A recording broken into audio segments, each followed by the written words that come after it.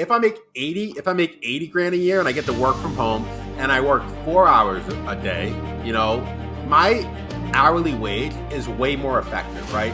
So it's all about being very conscious of where your time is and designing your life to create as much time as you can to create so you can actually use your time in the highest dollar per hour task. Welcome to the Small Steps, Big Wins podcast, and I want to welcome Andrew Freed to our show. Andrew is a project manager and real estate investor in Worcester, Massachusetts. He built his portfolio of 24 units in the past 2 years and just closed a deal on a 6-unit in Worcester. And I know I pronounced it wrong, so you can say it.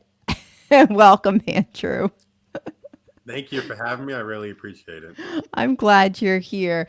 Tell me a little bit about your superhero backstory. Feel free to start wherever you'd like. And how did you get from where you were to where you are today? So I think going back to when I was 4 years old, my parents used to ask me like, what do you want to be when you grow up? And I'm like, and some people want to be a firefighter. Other people want to be, an astronaut. I told them I want to be rich. And I never knew how that was going to happen, but I knew I was going to get there. But more or less, in my childhood, I did have kind of a tough childhood. I had ADHD. And I was diagnosed in 3rd grade. So I guess doctors thought it was a great idea to give a tiny little, 50-pound 3rd grader 60 milligrams of Adderall. So throughout my childhood, I was completely zonked out, extremely antisocial, didn't have any friends. I think I maybe had one friend, and I very much just escaped in video games. That was kind of my escape from reality. I think anybody could really relate to that because a lot of us, whether we use video games, whether we use books, whether we use alcohol, drugs, you name it, there's something out there where a lot of us choose to run to escape the reality. And it sounds like for you, you hit a point where you realized, wait a minute, I'm playing this virtual game. Why can't I create it and make it happen in real life? Yeah, I mean, you're absolutely right. Once I came to the realization that I could create the avatar that I want, that I could create the life that I want, not inside a box, but out in this actual reality, that's really kind of when my life really took off, more or less. But to your point, what was I really experiencing? I mean, right out of college, I've always worked. And I've always kind of went after the American dream of working at a good company, making a 6-figure job, essentially, owning your own place. I essentially aspired towards the American dream. And throughout my 20s, I went from working as a customer service rep. I eventually became a project manager and ascended to work at a pretty good institution, making over 6 figures, right?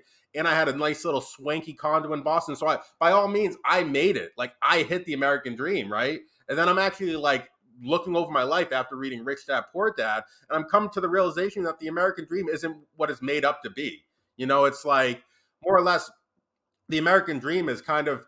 I mean, I was still paycheck to paycheck. Maybe I had 6 months, maybe I had 12 months of reserves, but I still had to go crawling back to that job for a paycheck, even after a certain period of time. So that frightened me. That frightened me that I really relied on this company for my substance, and more or less, I mean, I just wanted to have control of my time. I just want to have the control of my destiny. And after reading Rich Dad Poor Dad, real estate really opened my eyes to the power of that possibility. I kind of decided that I wanted to house hack 10 multifamilies in 10 years. And that was kind of my journey, what brought me to Worcester, Massachusetts, where I went from one house hack to currently 24 units. How did you get involved in real estate? That from being project manager to where you are now? So, yeah, I mean, so I got, like you said, I got my master's. I got a good job as a project manager, and like, what's the next stage in life once you have a good job and you're making good money? You buy a property, right? So I ended up buying a property, a 1-bedroom condo in Boston, and I knew nothing about real estate. All I knew was the fact that I was pretty good at saving money. I didn't want to pay rent, right? So I like a dummy. I ended up bringing 20% down on that 1-bedroom condo in Boston. I bought it for $222,000 back in 2015. And then from 2015 to 2020, working up the corporate ladder, moving from company to company, pretty much in the same type of role as project manager. And then come 2020, I come look at, I read Rich Dad Poor Dad. I come look at my Mint app. That's why I track my net worth. And I'm like, holy crap, like 80% of my net worth is in this real estate. Maybe there is something to this asset class.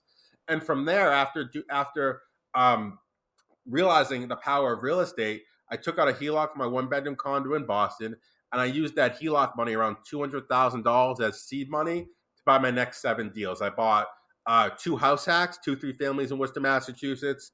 I bought an investment property, a 3 family right across the road from my neighbor. I split a 3 family 50-50 with my partner. I bought a 5 family 50-50 with a partner, then a 6 family I split 3 ways.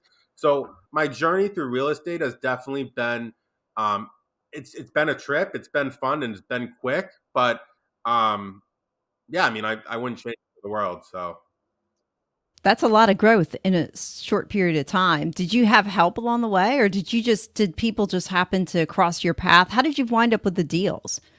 That so what is a deal? you know, Well, people, you went to buy the first one being a house hack. Just a yeah, quick explanation on a house hack means you moved out of your condo in Boston, you rented that to somebody for more than what it was costing you, and then you moved into the next one, correct? And relocated into that one, right? that's And exactly correct. So my yeah. first property, from that HELOC, I took around $40,000. And I used that as a down payment with an FHA loan. So my mortgage on that property came out to around $3,200, and each unit, it was a 3 unit property. Each unit rented for $1,600. So two of the units rented for 3,200. I lived in the third for free. I mean, don't get me wrong. I paid for repair, maintenance, capex, but all that's far cheaper than paying rent, right? So and that really propelled me to really be able to buy that much more real estate. I mean, I'm living on $2,000 a month. I'm making 6 figures. I became an agent. I started selling real estate. I started making money by investing in syndications and them selling as well. So all of that money that just compounded into buying more real estate. When it comes to building wealth, there's two approaches. You can approach the expense side, or you can approach the income side, right? I more or less attacked both. My expenses were extremely low, and I worked to make my income extremely high. And that's more or less how I've been able to do it. And people ask me all the time, like, how do you do it? Like, it just doesn't seem possible. But the reason I was able to do it is because I made sacrifices other people were unwilling to make. I mean, I lived in Boston. I lived in a swanky one bedroom apartment, in a really nice area. And I uprooted my entire life. I moved out to a city 45 minutes away from Boston to expand my real estate portfolio, away from my friends, away from my family. I knew nobody out of Worcester, right? And that's a sacrifice you need to do to make extraordinary leaps. I mean, you can definitely reach financial independence, but if you're not willing to make those sacrifices, you just have to allocate a longer time horizon, in my opinion. What other sacrifices did you make? Like, because relocation obviously is not easy. What else did you find that you had to sacrifice that was maybe unexpected? Spending time with friends, more or less. You're the average of the 5 people you associate yourself with, right? So, I very much grew up with my high school buddies who, watch sports, you know, um, drinking, just normal guy things. But at the end of the day, when I hung out with them, I didn't do much because, 3 of the people I hung out with did things like that, right? So the average of me was more very much just not really advancing my life. So what really the epiphany for me was when I actually surrounded myself around people doing big things. Like my mentor owns over 450 units. One of my other mentors, he's been flipping for years. Like once I surrounded myself around people doing those things, then my life, like my crazy life, looked normal, right? But when I'm around people not even in real estate, my life looks extraordinary. So it's around figuring out where the average is and making yourself, surrounding yourself around the best people, being the dumbest person in the room, obviously, right? So that's more or less kind of was the big epiphany for me, that I didn't realize going into it. Yeah. How did you find those people? Providing value. I mean, I attended every local real estate meetup I could. The people making moves and actually making it happen. I went out of my way to provide value to them. For example, my mentor, and I think I mentioned this in the Bigger Pockets podcast, but my mentor was hosting a local real estate meetup, and he wanted to expand it to Worcester, and he was actually looking for a venue. And and he was like, he was looking for, and he was like, oh, if anybody knows a good venue, let me know. So I took my entire weekend. I went out to 6 places, took videos, took pictures, talked with the manager, got pricing, put in a nice little package, right? Sent it off to him. And then he's like, great, this is amazing. Which one do you recommend? I'm like, oh, maybe I'd probably choose that one. He's like, all right, great, set it up. And because you did all this work, you could be the first guest speaker. I'm like, great. So I ended up being the first guest speaker. And then after that occurred, right after they asked me if I wanted to host it as well. Um, so that's how I started my meetup. Is I brought value to my broker and the fact that he wanted to start this meetup through his brokerage, but he just didn't have the time to find a venue. And the crazy part about it is he was saying that he was asking for this for 8 months. So dozens and dozens of other investors in my same shoes could have had the same exact opportunity I did, but they didn't jump at it, right? So it's all about recognizing opportunity, providing value, and striking while the coal is hot, right? Yeah, I would say so. Do you have any other stories of like where you had an opportunity presented to yourself that and then it turned out being something way better than what you thought because you took that initiative and jumped on it? Absolutely. So with my first syndication, I ended up networking with a bunch of people on Bigger Pockets, and I made it a point to try to talk with one new investor every single day. So when I was talking with investors from Bigger Pockets, I ran across some local syndicators, and they were actually putting together a 132 unit building syndication in Lowell, Massachusetts, which is I think the third largest city in Massachusetts. So I was reviewing the deal, so they put it together, and because I networked with them, they actually offered me an opportunity to go into the syndication. So I walked the property. It was a great deal. They can increase rents by like $600. Like everything was ridiculously below market. Everything was month to month. The building was in great shape. I actually acted like a renter and walked the property to get an understanding of the building, and it was fantastic. So because I networked with them and because I knew them, I was actually able to get into that syndication as a sophisticated investor because I had that pre-existing relationship with them because I went out of my way to network with them. Otherwise, most syndications require you to be an accredited investor, which I don't have that net worth. Um, but from that syndication, I pretty much took HELOC money and they doubled my investment in a year. And that's all because I just went out of my way to network with people, talk with people, learn about opportunities out there, and actually strike while the coal's hot. Like I was the first one to put money in that syndication. This was their first syndication ever. They were unproven, but I believed in the property, I believed in them, and it turned out right. So Where did you start learning all your real estate knowledge? just like how wealth compounds, knowledge compounds as well. And it's just simply just reading 10 pages a day of real estate books, listening to a podcast a day, you know, um, listening audible every chance I get, just constantly be in a constant state of learning. And you'd be surprised after a year, more than 99% of real estate investors because most people don't put in that work, you know? And what do they say? If you put in 1 hour of work in each day after 7 years, you're an international expert, right? So what does that tell me? If I put 4 hours in a day, I'll be an international expert in what, 2 or 3 years, right? So that's kind of the strategy I took, and it actually, it's been extremely effective. And I still do that to this day. I just because I know all this doesn't mean I'm not still learning real estate every single day. Right. And you know what? Can you talk to, did you have like a hurdle to overcome? Because I know that there are people out there who learn, but still they have all this knowledge, but still haven't gone into action and executed. Was there a moment where you said, okay, I'm done. I've learned 90% of what I think I can do. Did you have any kind of limiting beliefs that you had to conquer in order to go ahead and buy that first property? Talk a little bit about that transition. Yeah, I mean, it all derives from a low self confidence, right? Like, growing up, I think as I mentioned to earlier, I had a tough childhood. I didn't have many friends. I was very introverted, very much due to the Adderall, but I was extremely introverted.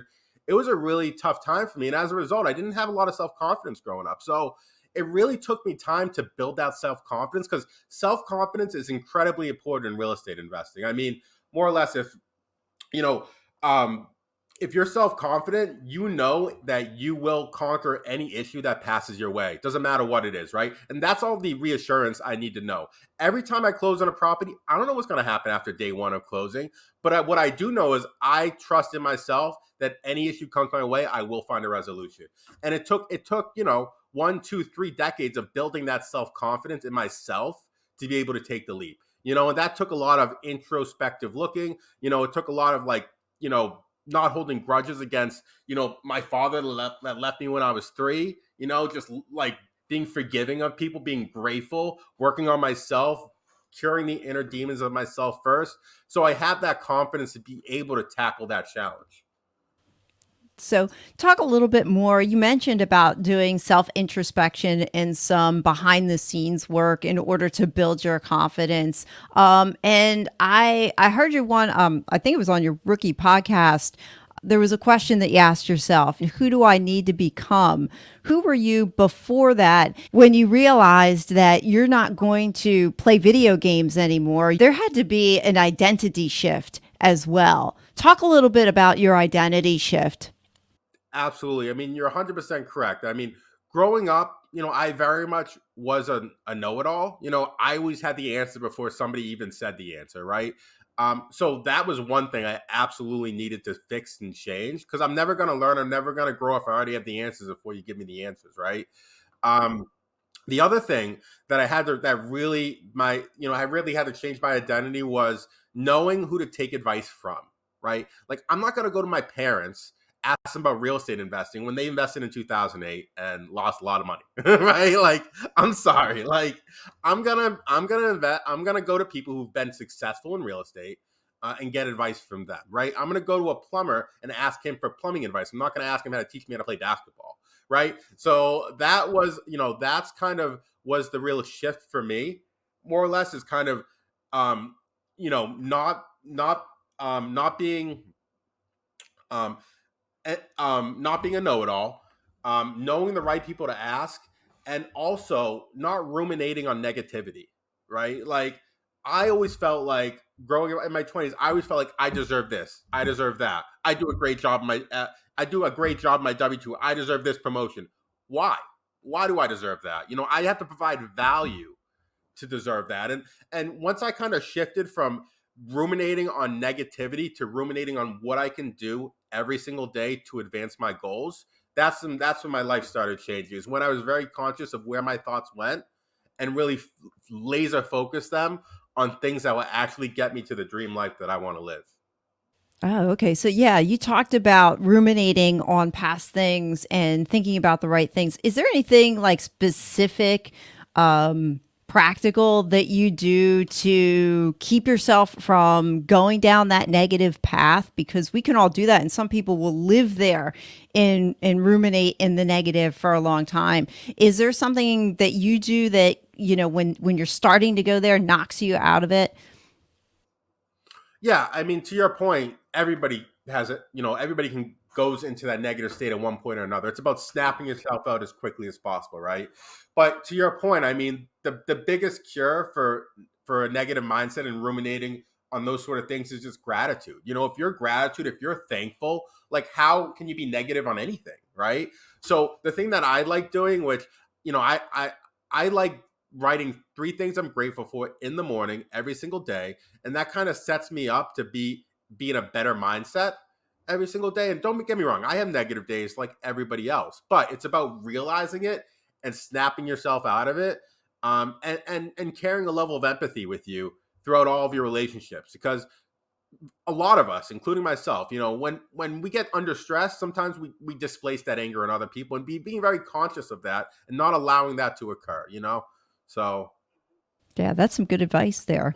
Talk about some of your habits that you have now. Maybe I don't know what kind of habits you had prior to reading. Let's. I guess we'll set Rich Dad Poor Dad as like the changing point in your life. That's what it sounds like to me. Anyway, it's one of the catalysts that brought you out of where you were to where you are. Talk about like some habits that you have now that maybe you didn't have before that are serving you.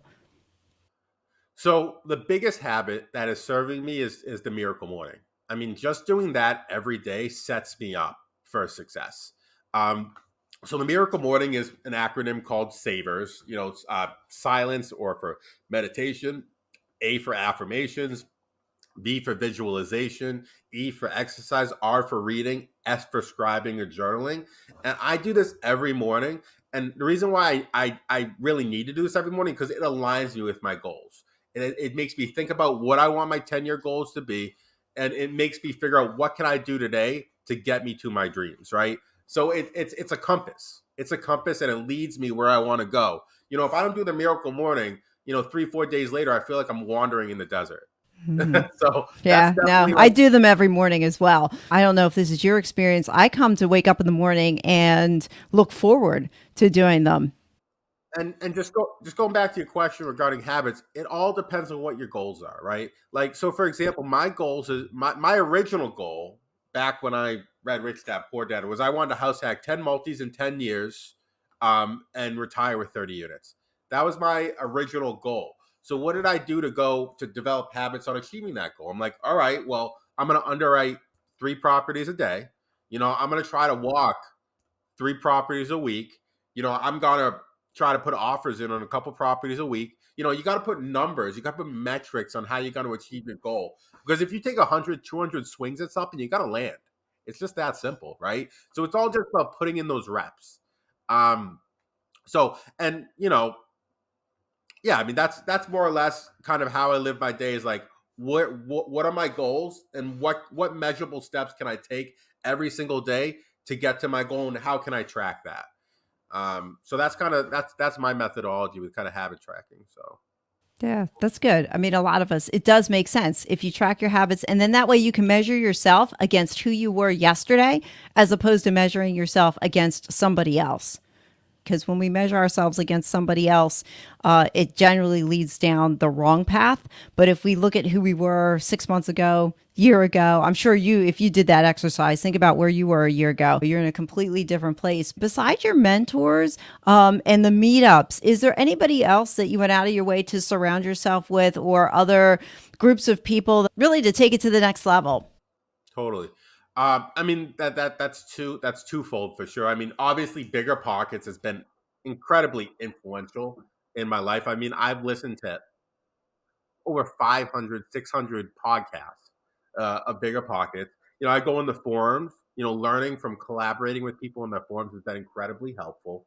Um, as well as joining masterminds like Emerge or just creating my own mastermind as well. Just all of those have really attributed towards me getting to the next level and being really conscientious of who do I want to become and what are the steps I need to take to become this person that I want, right? How did you answer that question, who you wanted to become? You talked a little bit about steps, but sometimes people might find that hard so to answer. How did you answer that question? Who do I want to become? I want to become somebody that provides more value than is taken from this world. Like, I want to leave the world and people say, "Wow, that guy brought a lot of value." Like, that's what I want. That's what I want out of life. What does value mean to you? Value means providing a positive impact to other people, right? So that can mean, helping other people towards financial independence. That could mean, helping somebody on the road down on the road who's having a rough time. Maybe give them $100, and maybe that's what they need to bring their life to the next level, right? Like, it just means just providing support and empathy towards towards the world, I would say. Well, actually, let me ask you, real estate is generally a team sport. Talk about what you manage yourself and then some of the others that you have around you. Yeah, I mean, real estate is absolutely a team sport. I would not be able to do anything without my contractors. I can barely screw in a light bulb. So it's 100% a team sport. I very much rely on, yeah, my plumber, my electrician, my handyman. Without them, I would be running to my property every single day. Um, and then the other team members that are incredibly important is, having a good attorney, right? They're going to protect you. Like, having great banks, having great relationship with the banks, so you can get the best debt, which is your largest line item when it comes to uh, pur- purchasing real estate.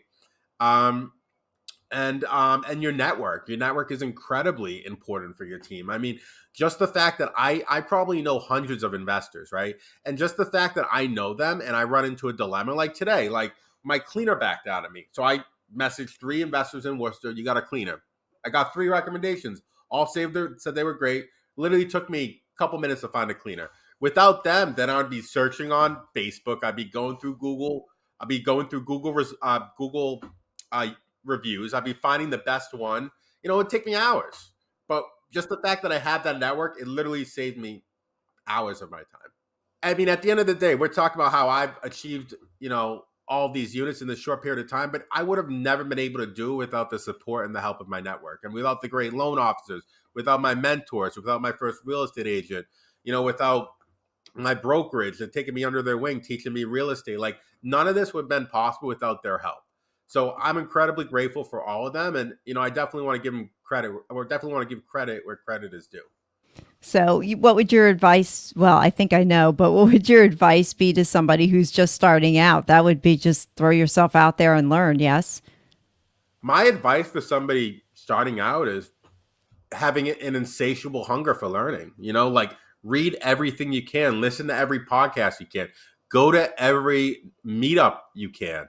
You know, figure out what strengths you have in your network and in your life, and how can you arbitrage that into building the real estate portfolio that you want to build. Right?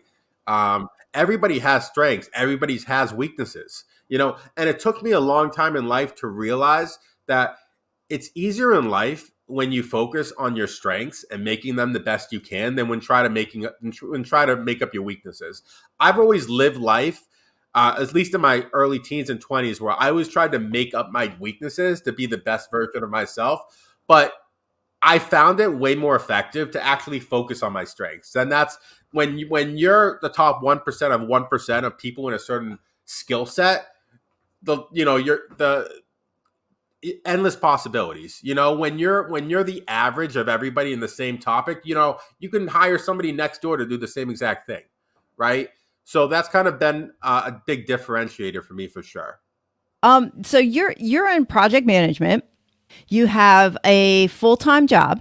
You now have a number of real estate properties, which forgive me, I forget how many you have under your belt that you manage yourself. How do you, I mean, that's a time management issue right there. So, how do you manage your time? And then, what would your advice be for those who struggle with time management?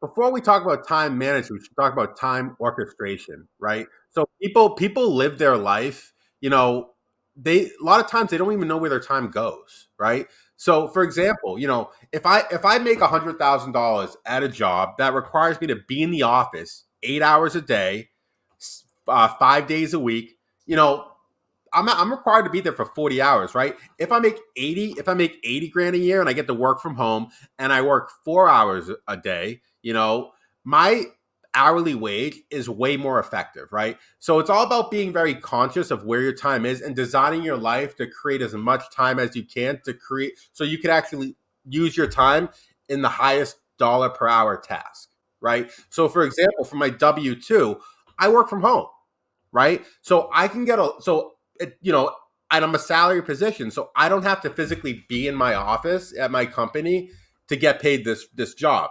I can make 30, 40, $50,000 in another role in another company, but that's going to require me to go in. That's going to require me to commit more hours. That's going to require me to essentially have a lower hourly wage for that same exact task, right? So it's all about orchestrating your time in the most effective manner possible. So with my W-2, I'm a project manager. As long as my projects run smoothly, I don't get bothered too much. So that's definitely number one, right? And number two is you got to create boundaries in your W-2. You got to create boundaries in your life. You got to be able to tell people no, right? So an example of that would be, in my W-2, everybody and anybody wants a meeting. Why? I can accomplish mostly everything I want via an email, right? So a lot of times it's just cutting out all of those minutia tasks that don't provide any value to anybody, right? So so it's all about, it's very much establishing boundaries is very much kind of how I do it. In conjunction with that, it's also about the time I don't know if you ever read Seven Habits of Highly Effective People by Stephen Covey, but he has like a time matrix in there, and it's like a four box, right? And on the top box, it's important. It's all about tasks, right? It's all about tasks. It's about important and urgent, and then the second box is um, important and not urgent.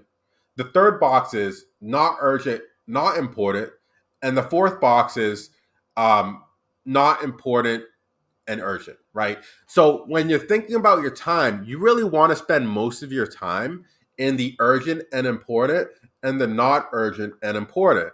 And the not urgent and important matrix, that's actually where it's like when you're not it's not when you're not working in your business, you're working on your business. Those are the tasks where it's actually you're creating efficiency in your life, right? So the goal is to spend as most time in that box as possible and create systems to get you out of the tasks that require the important and urgent tasks. To try to create systems to get out of that so you can spend all of your time not working in your business in the important and urgent tasks, but working on your business in the important and not urgent tasks. And cutting out all of the minutia on the bottom, the Netflix, like whatever, just all the stuff in the bottom that has provides no value to you, cut it out. Like social media, like don't get me wrong, I create social media. I think it provides value, but I am not a user. It will kill so much of my time. I literally delete the apps from my phone. Like that's what I got to do. Otherwise, I'm sitting there scrolling. Like, but those are the things I have to do to be very conscious of where I'm spending my time. That makes sense. You talked about the urgent but not important and putting systems in place. Do you have like a practical example of what that would look like for you and how you would use that?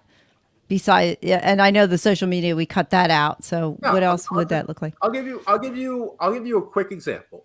I just hired a virtual assistant to be a bookkeeper. Right, every single month, I was spending time saving receipts, putting in my accounting software, noting where things are. Right, but instead, I decided to hire a virtual assistant for bookkeeping. Right, and now it's going to be a lot of work to set up QuickBooks, to upload all the receipts, to get them set up, to create standard operating procedures, instructions on how to get them to do what I want. It's a lot of work up front. Hmm. But once I do that work, then all those things get removed from my urgent task, right? And they get taken off my plate. So that's kind of a quick example of how I will systematize taking things out of the important and urgent bucket and kind of moving it into the important and non-urgent buckets. Okay. Oh, thanks for that. Talk a little bit about small steps that you took in your life or in real estate, anywhere really, that had a big result that you didn't think was going to happen or something unexpected. Becoming a real estate agent. I literally became a real estate agent simply for the fact that I wanted to find a mentor, and he was a broker. And I thought that was just an excuse to to give him a call anytime and ask him any investing related question I wanted. So it was under the auspices of working as an agent. I didn't even want to be an agent. I didn't even need the commission. I made six figures in my job. It's not something I truly needed. But once I became an agent, I've kind of learned. I learned the value in helping others reach financial independence and helping them go after their dreams, which was very rewarding. Additionally, it was also nice financial cushion to help me expand more and buy more property as well. So that blossomed into something magical that I did not expect for sure. Do you find there's a slight advantage or it's easier for you with a from a real estate perspective in buying now that you're an agent versus when you weren't? Yes, I love being an agent, and the reason for that, it forces you to be in the game. It forces you to look at the MLS every day. It forces you to look at deals because you have clients, on the other end looking for property. So it forces me to keep my pulse on the market, right? Otherwise, if I'm not an agent, and say for example, I'm in saving mode and not buying mode, I might not have any need to look at any property. I'm like, oh, I can't buy anything. What's the point? Right? But you never know. I mean, if I run across a good enough deal, I don't even need money, right? So it forces me to keep my pulse on the market, which I absolutely love. Good. Yeah, you get excited when you talk about real estate. So we could talk all day long about all different kinds of deals we could do. If you could go back in time to your younger self and give your younger self a message, what would it be? I think a lot of my advice would be just answers to previous questions. Sorry, I don't know. That's okay. No, you're there's just so much wisdom unpacked there in between every question. It's like it's just Yeah. all good. Um, so it's great though. Is there anything that maybe you want to touch on that I didn't ask? Yes. So I would say, um, do you believe in wizards? Me. Do You you want me believe to in answer wizards? that? Yes. Do you believe in wizards? Do I believe in wizards? Oh, you mean real life like Harry Potter wizards? Correct. Um, oh my gosh. No one ever asked me that. I never thought of that. I believe that there are people out there who can do wizard like things. Yes. So, yeah, I mean, Well, it rocks my faith a little bit, but yes, I mean, I believe in the wizards that, you could just make things happen, but there's things you have to do to make things happen. So, I'm not sure. I'm right there with you in the fact that I do believe in wizards. I believe if you have a burning desire, you have a burning consciousness, you put all of your eggs in one basket, you put every single ounce of your consciousness into this goal, you can make it happen. And there's countless examples of this occurring. I mean, Mike Tyson, he was an inner city kid and became a world boxer, right? Like Brandon Turner, like, he went from, 30 units to over 7,000 all through the power of having a laser focused consciousness on a true desire that you hope for, right? So I'm a big believer in the fact that you can create the reality you wish if you put enough desire and dedication and determination into that goal, right? Most people aren't willing to spend, 4, 5, 6 hours on learning or growing in something each and every day. And if you're that person, if you're the 1% of the 1% willing to do that, you can literally create any reality you want. So, more or less, that's why I believe in wizards, is because if I didn't, I wouldn't be where I'm at today.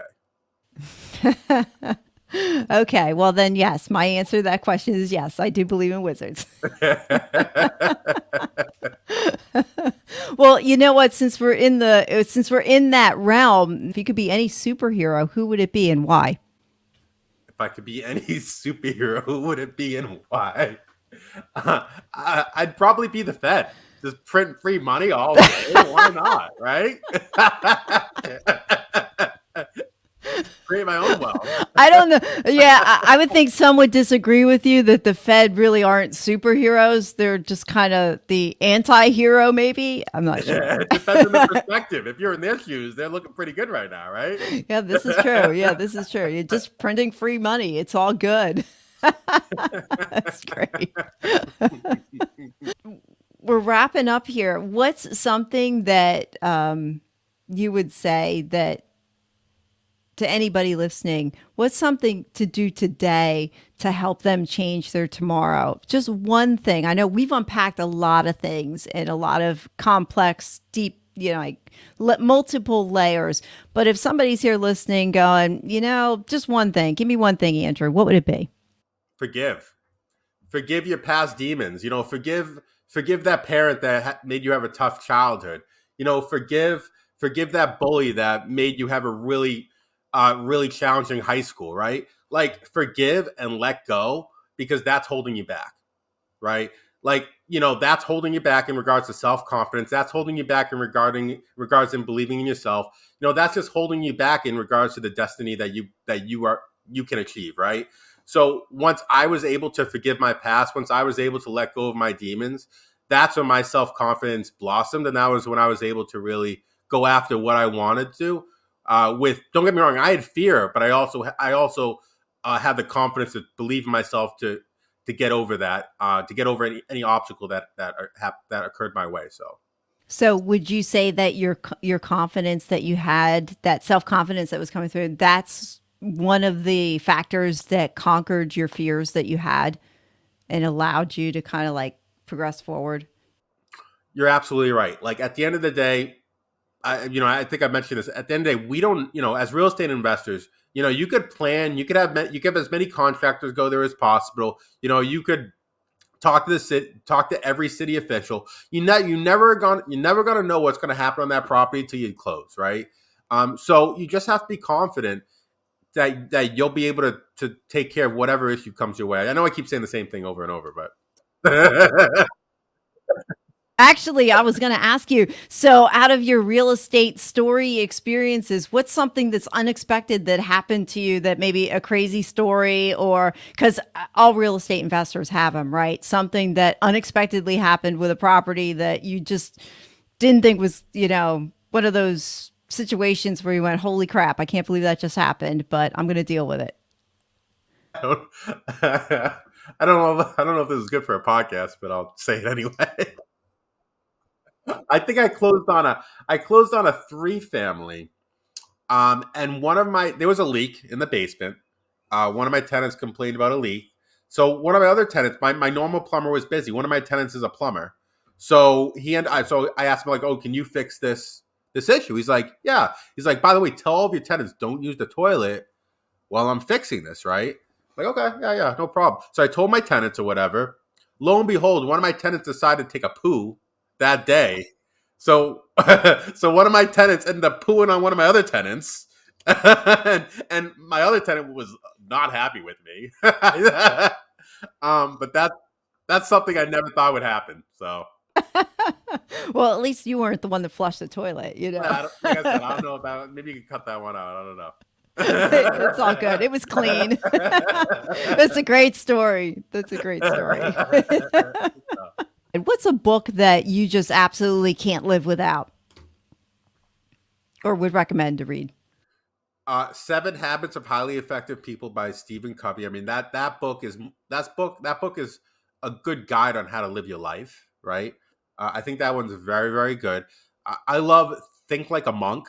That one is really introspective and really focuses a lot on breath work, which is really, really important, especially when you're stressed. Like you can control your stress with your breath. Um, I love Multifamily Millionaire Volume 1 and Volume 2. Volume 1 focuses on small to medium multis, which that's the game I play in right now. Volume 2 focuses on kind of the larger syndication properties. Um, Trying to think. Yeah, I mean, those are some of my top choices for books for sure. That really had a huge impact on me. Oh, Andrew, thanks so much for being here. I appreciate your time. We just dug into all kinds of things all over the place, and I appreciate that. I learned a lot. It was a lot of fun. Where could people find you? Yeah, people can find me right on Bigger Pockets. I'm pretty active there. You can also find me on Facebook and LinkedIn at Andrew Freed, and you can lastly find me at Investor Freed on Instagram. And yeah. So, and also, if you're looking for a property in Worcester, I also have an agent on here, so definitely feel free to give me a jingle. All right, will do. Well, thanks so much. I appreciate you. Likewise, thank you. I want to thank you for listening to my podcast. I value your time with me because I realize you could be listening to someone else right now.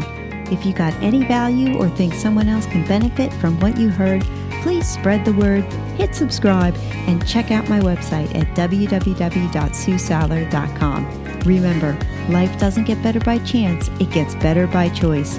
Take small steps and make today awesome, friends. Have a great day and God bless.